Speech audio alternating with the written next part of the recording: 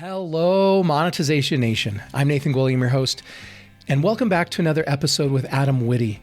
Adam is the CEO and founder of Advantage ForbesBooks. In the last episode, we discussed the 7 pillars of authority marketing, and today we're going to continue our conversation about authority marketing and look at different examples of companies that have effectively implemented authority marketing.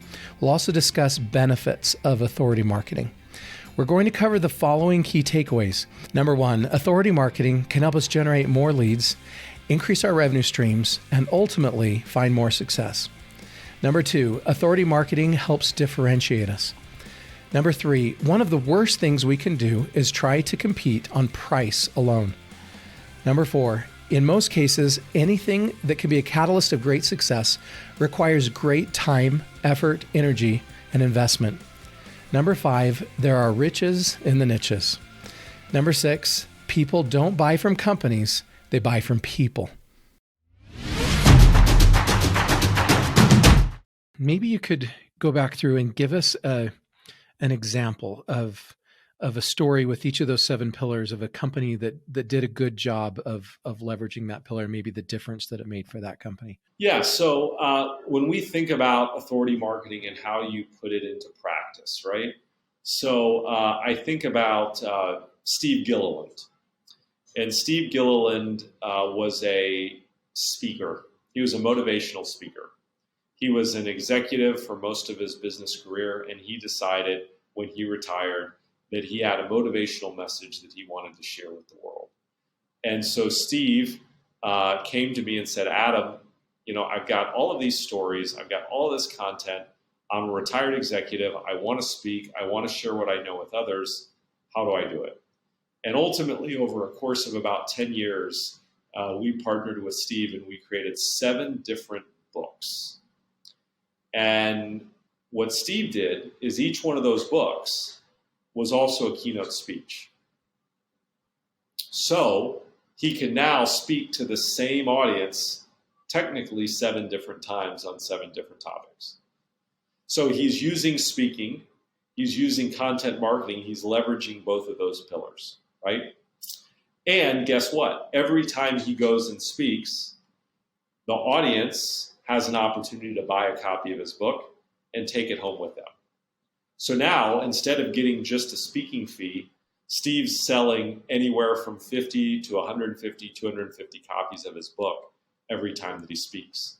So he essentially doubles his speaking fee, first through the actual speaking fee, the second is through the sale of books. And a lot of the times, he would offer the event the opportunity to pre-purchase books at a discount and give them to his audience at no charge.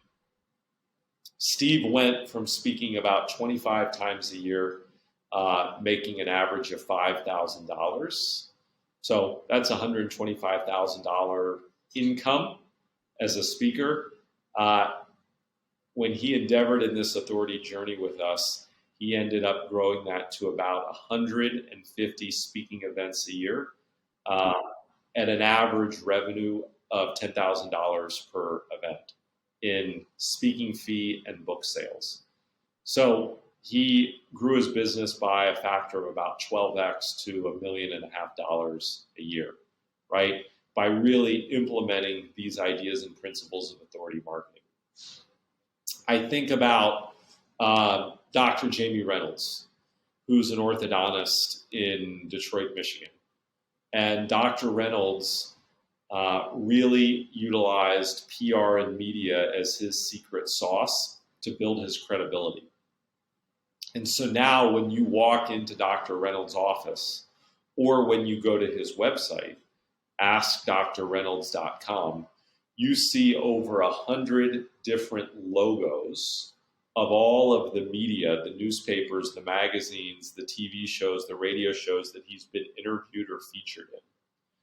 And so if you're a parent and you're thinking about getting braces for your kids, what orthodontist would you rather send your child to? The person who's been featured in the USA Today and the New York Times and the New York Post and who's been on all of these different radio and television shows? Or would you rather send your child to the orthodontist that hasn't done any of that? Well, we know that perception is reality. And we know that consumers buy emotionally and they justify logically. And so because of that, we know that the best brands and the best companies are ones that are able to successfully create perception that attracts high quality customers. And that's what authority and credibility marketing is. It's not fake, it's real, but it's all about creating the perception that you want consumers to have of you and your brand, your business. And so Dr. Reynolds has just done an incredible job of building credibility through PR and media. And that credibility is an asset. That credibility is currency in his business that he's turned into more and new patient starts than any of his peers in the Metro Detroit area. I love the point that you made there, that it's not about faking it. It's not about pretending that we are an authority or that we're credible when we're not. Instead, this orthodontist was credible. He just had to find a way to communicate that with his customers. He had to get on the media and then not just get on the media, but be able to put those up in his office so that his clients and potential clients would be able to see those kind of sources or signals of credibility. Yeah, one of the biggest pieces of pushback that I'll hear people share with us when we're talking about authority marketing is they'll say, this isn't about me, and I don't really have an ego, and I don't want all this attention. And I understand their point. And I answer it by saying, great, you don't have an ego. You're not doing this because you want to fulfill an ego. That's fabulous. But the more attention that you and your business get, the more customers will walk in the door. And the more they'll convert too, the higher percentage that walk in the door will become actual customers. That's right. So you're going to get a higher quantity and quality of lead generation. You're going to get a higher quantity and quality of sales conversion. And you're going to get a higher quantity and quality of referrals and repeat business from those customers, right? So they say, but this isn't about me, right? I have no ego in this. And I say, great, I got it. I support that. But guess what? If you're not willing to share what you know with others, your competitor is. And so are you saying to me that, hey, I don't care that my competitor outshines me and surpasses me because it's my ego won't let me do that? Absolutely not. It's never been about beating your chest. It's about sharing your stories, your passion, your knowledge with others to help them. And the more of service you can be to others, the more you will grow your business, right? Growing your business is really simply a byproduct of doing the right things and having a mission to help as many people as you possibly can.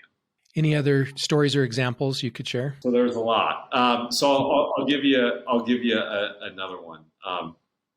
So one of our authors is a guy by the name of Charlie Epstein. And Charlie is a financial advisor. And so Charlie wrote a book. The title of the book was Paychecks for Life. And it was all about teaching people that are employees of businesses how maximizing your 401k every single year can create truly a paycheck for life after you stop working. So he was all about helping people be smarter about their retirement and plan ahead so when they do retire, they're prepared and ready versus being in a bad situation. So Charlie writes a book, which is content marketing. He turns that into a podcast. He turns that into a series of videos on YouTube.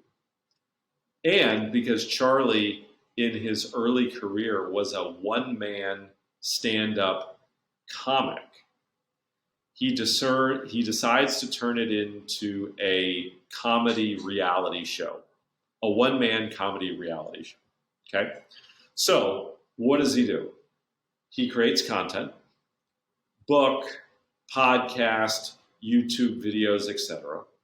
he puts on an event, which is his one-man comedy show that he does now in theaters all over the country. So he does an event. He takes all the content and he indexes it and gets it everywhere online, on social media, on his own website, which is it's titled Killing Retirement is his website. And he gets it all indexed to make him searchable and make him more discoverable, right? He uses PR and media, so he's gotten media outlets to talk about his book, to talk about his show. He then uses all of this to generate leads that funnel into the book, the show, the YouTube channel that ultimately create end clients for him. So financial advising, money management, for most people, a pretty boring topic, and certainly a topic where there's a lot of people talking about it. It's a crowded topic. It's very competitive. And what Charlie's done is by leveraging the principles of authority marketing and credibility marketing, he's kind of created this very unique niche, this category of one for himself and for his brand that has allowed him to prosper in a very competitive space. What do you think are some of the biggest benefits to businesses that leverage authority marketing? It's differentiation. It's category of one. Look, we live in a world today that is truly global. Things were competitive enough in the United States, let alone now having people and entrepreneurs from all countries around the world competing with you. With Google, with Amazon, with the proliferation of digital and online, it's never been easier and cheaper for people to compete globally against you. And all of that competition, because most people are not very sophisticated when it comes to marketing, because most people don't understand the importance of bending and creating the perception you want consumers to have, guess what people compete on? Most people compete on the same thing that they've competed on for 500 years. That's price. It's the worst possible thing to compete on. The worst. And guess what? It's not, I'm going to compete with you and charge a higher price. It's, I'm going to compete with you by charging a lower price. And it's the race to the zero profit point. The race to the bottom, right? If you look at Apple has 11% of the market, but they have 70% of the profit in the market, right? They're more than happy at 11%. And so how do you become an Apple in your category? Well, the way that you become an Apple in your category is you do things different from everyone else. And if you look at what Apple has done so differently, one is their closed architecture. Number two is their relentless focus on design, right? I mean, their products look sleek and cool, where certainly, at least for a long time, their competitors look, kind of clunky, right? If you had a Mac or if you had an iPhone, that was what the cool people had. But more importantly than just that, they realize that shaping the brand and the perception and positioning themselves as the leader in the category, that's been the most important thing. I mean, Apple invests lots of money in marketing, and it's not advertising, it's building their brand perception, right? So the same principles that have propelled Apple to be one of the most valuable brands in the world, well, those same principles can be distilled down to a much, much smaller business or to an entrepreneur like you or like me. So I say the most important thing is dramatic differentiation, and authority and credibility is a very, very profound way to do just that. What are some of the biggest mistakes that you've seen from companies as they've tried to implement authority marketing, or as they didn't implement authority marketing, they had to fix it? I remember recently one of the newsletters you put out, or maybe Rusty put it out, about Southwest and some challenges that they're facing right now. Maybe you could give us maybe you could talk about Southwest and maybe another couple examples of opportunities to improve our authority that you've seen. Yeah, so I would tell you that the biggest mistake that businesses make with authority marketing is they don't do it, right? I mean, that is, they don't understand how important it is to shape the narrative of what's being talked about and what's being done week in and week out. And because they don't invest in authority marketing, they don't have a bully pulpit. They've not built for themselves a bully pulpit where people will actually listen to what they have to say. And look, I get it. It takes time. It takes money. It takes energy. Writing a book, hosting a podcast, writing a newsletter, all of those things take a massive amount of time. And most businesses, most entrepreneurs would rather not do it. But anything of great importance and anything that can be a catalyst of great success, in most part, requires great time, effort, and energy and investment to make it happen. So the biggest thing is people just don't do it. The second thing is that people become way too spread out and way too unfocused on what it is that they're an expert at. I've always believed that the riches are in the niches. And so the more you can narrow down your level of expertise, the better, right? Nathan, what am I an authority in or an expert in? Authority marketing, right? What are you an expert in? Credibility marketing. That is a really narrow niche within a much bigger niche, which is marketing, within a much bigger niche, which is general business information and advice. And so don't worry about boiling the ocean, right? Instead, just look at your tiny little niche that you can own and dominate. And so that's another big mistake that I see people make. If you do invest in authority marketing, they try to be way too general, try to be all things to all people, and they don't focus on a really targeted, narrow niche of people that they're going to focus on controlling the message for. And a lot of people, they're concerned about doing that because they're afraid they're leaving money on the table.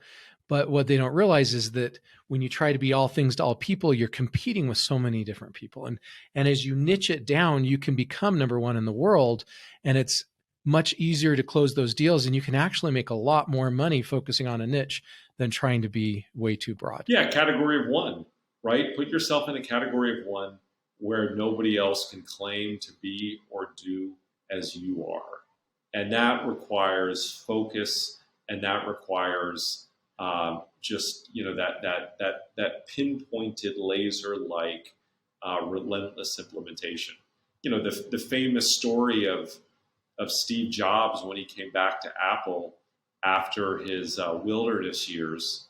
He said, all right, well, what are we doing? Well, we're making laptop computers, we're making desktop computers, we're making like a Palm Pilot, we've got printers, we've got servers, we've got software, we've got there were all of these different things that they did. And, he said, we're going to have 4 products and that's it. And so he took something that was really wide and he winnowed it down to just focus on just a handful of little things. Look, you're not a multi-trillion-dollar, company like they are in terms of enterprise value, but the same principle applies. Okay, you talk a lot about thought leadership and how that's one of our most important secret weapons. Yeah, so thought leadership is knowing a lot about something that's of value to other people and sharing it with them, educating them, informing them to help them make better decisions in their business, in their life, etc. And by sharing the knowledge that you have with other people and helping them improve their lives with said knowledge, that creates a golden virtuous cycle that will ultimately come back to you, whether that be as an advocate, whether that be as a customer or client of your business, whether that be as someone that refers other people to you, whether that be through social media likes and what have you. And so really thought leadership is all about being an expert. And look, being an expert isn't something where we have a formula and we have a magic wand and great news, I've now turned you into an expert.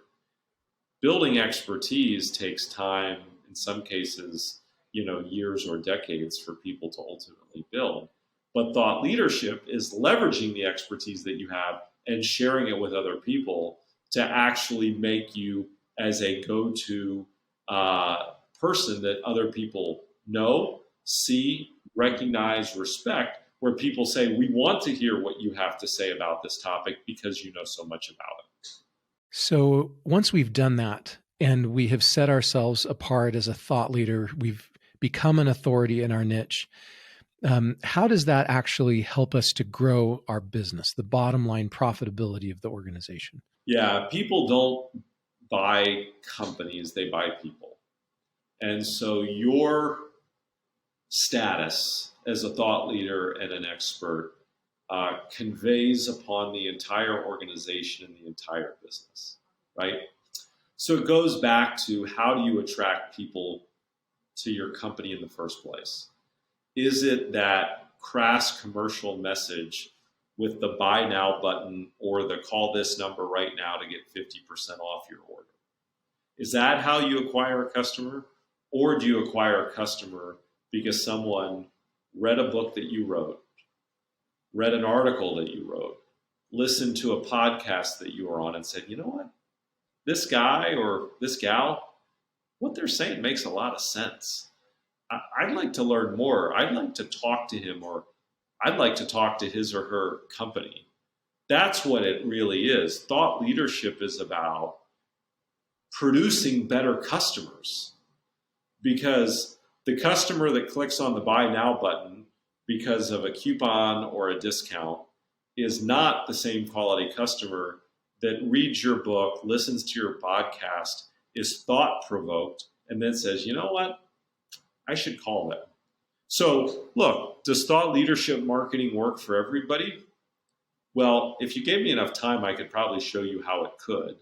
But I would tell you that if you are in a business selling a high ticket product or service that has complexity to it, thought leadership marketing is probably the only way that you should be marketing yourself. Yeah, definitely. And even in the consumer product space where people think it doesn't fit really well, maybe a local plumber or a company that builds pergolas for your backyard, right?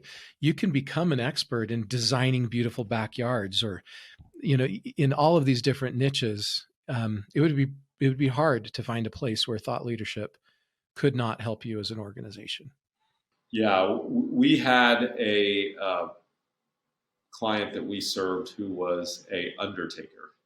He was a funeral director, and his book was about how to live forever, meaning how to create a legacy that when you are gone, you know, the impact and the effect that you had on this world will not be forgotten.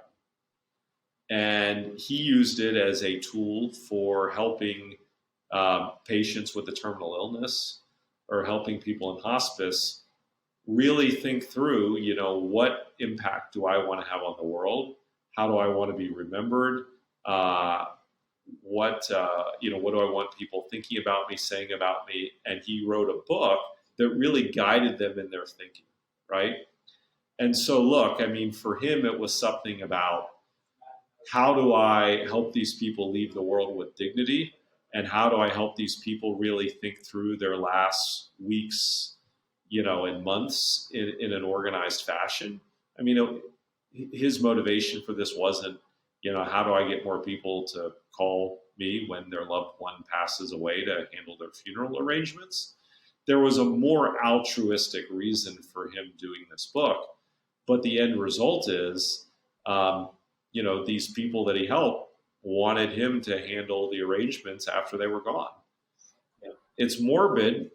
It's a crazy example, but the bigger point I want to make is that if a funeral director can utilize the principles of authority marketing to grow their business, then many other types of businesses can do so and do it even easier.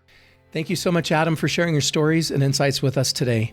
To learn more about or connect with Adam, you can find him on LinkedIn or Facebook, and you can also check out his website at adamwitty.com.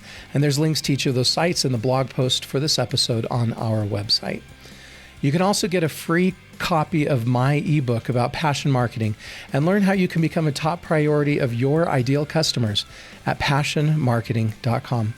Thank you so much for joining me for this episode, and I wish you success with your authority marketing. Do you want to become a better digital monetizer? To receive great monetization stories and secrets, please go to monetizationnation.com and join free.